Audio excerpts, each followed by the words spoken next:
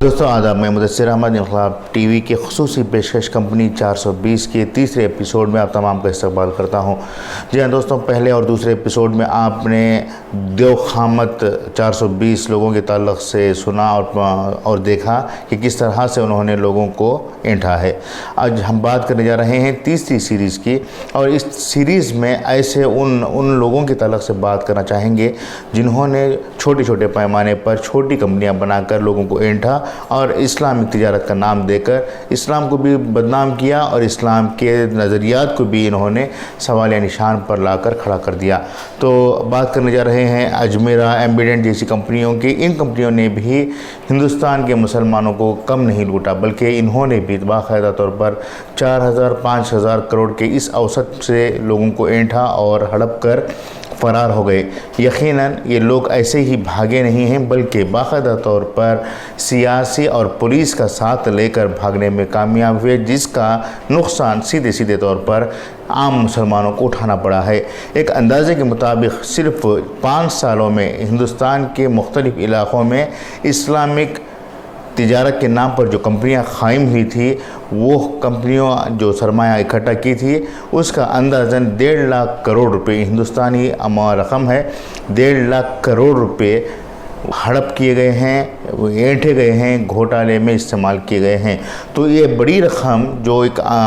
छोटी सी रियासत का एक पूरा बजट है, इस पूरे बजट का अगर यकीनन सही तरीके से इस्तेमाल किया जाता तो टाटा बिरला जैसी कंपनियों से कहीं आगे ले जाकर हिंदुस्तान के मुसलमानों की फाइनेंशियल कंडीशंस को बेहतर बनाया जा सकता था। लेकिन पूरे के पूरे चोर निकले, पूरे के पूरे मक्कार निकले, पूरे के पूरे शातिर निकले। बाकायदा तौर पर लोगों को ऐंठा और लोगों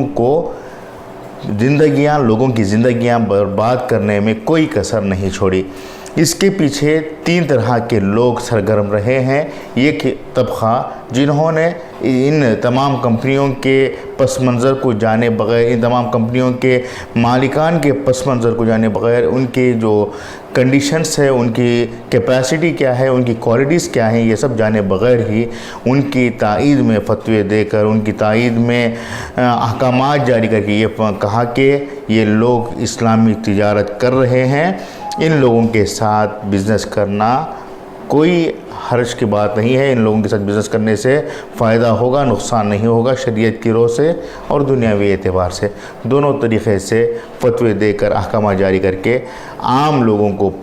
की ज़िंदगियों को परेशान कर दिया। दूसरा तबक़ा वो रहा जो सियासतदानों का रहा। इन लोगों ने भी अपने मफादात के लिए इन अजमेरा, एम्बिडेंट, IMA, हीरा गोल्ड जैसी कंपनियों को लेकर अपने अपने मफादात के मुताबिक इसका इस्तेमाल किया। जब जब ज़रूरत पड़ी इलेक्शन के मौके पर, कैंपेनिंग के मौके पर, जलसों के मौके पर इनसे स्पॉन्सरशिप्स लेते रहे, और ये लोग अपनी बाप की कमाई ना समझकर, लोगों का पैसा समझकर इन लोगों को देते रहे और उम्मत को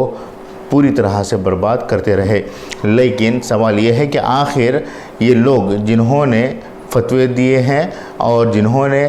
स्पॉन्सरशिप लेकर ज़िंदगियां अपनी बनाने की कोशिश की है, आखिर वो अल्लाह को क्या जवाब देंगे, आखिरत में ये क्या मुंह दिखाएंगे, ये सबसे बड़ा सवाल है। यकीनन अगर वो अल्लाह को डरे होते तो ये काम नहीं करते थे, लेकिन इन्होंने न तो अल्लाह को डरा, ना ही लोगों की जो हालात हैं उनको देखा। अगर वो वाकई में इखलास वाले होते तो इन कंपनियों के ताल्लुक़ से लोगों को आगाह करते, वाकिफ़ कराते और इन कंपनियों से दूर रहने की सलाह देते, लेकिन इन्होंने ऐसा नहीं किया। जिस वक्त बहुत सारे मीडिया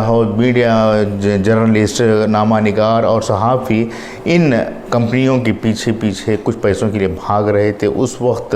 यही इनकलाब जो आज गालियां खाकर यहाँ बैठा है, इनकलाब टीवी, वो इनकलाब इन लोगों की पोल खोलने के लिए पूरी कोशिश कर रहा था। इस वजह से नहीं कि इन्हीं इश्तिहारात नहीं मिल रहे थे, बल्कि इस वजह से कि इनकलाब नहीं चाहता था कि भोली भाली अवाम अपने मेहनत की कमाई को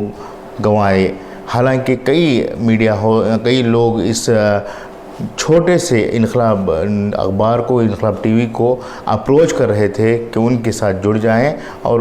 جو میڈیا ہاؤس قائم کرنے کا پروجیکٹ ہے اسے امپلیمنٹ کریں، لیکن ہم جانتے تھے کہ ان کے ساتھ معاہدہ کرنا خسارے سے کم نہیں ہے، اس لیے ہم نے ان سے دوریاں اختیار کرتے ہوئے لوگوں کو آگاہ کرنے کی کوشش کی، لیکن لوگ اپنے ضد پر اڑے رہے۔ انہوں نے اسلام کے نام پر زیادہ سے زیادہ منافع کمانے کی لالچ میں اپنے سرمایہ کو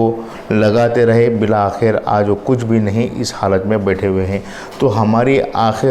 یہ گزارش ہے کہ آپ لوگ ابھی بھی اس طرح کی کمپنیوں سے دور ہی رہیں، اور جو کمپنیاں آپ کو دھوکہ دے چکی ہیں انہیں مت چھوڑیں، بلکہ ان کے خلاف شکایت کرتے ہوئے وہ عدالتوں تک انہیں کھینچیں اور اپنی محنت کی کمائی کو دوبارہ حاصل کرنے کی کوشش کریں۔ شکریہ۔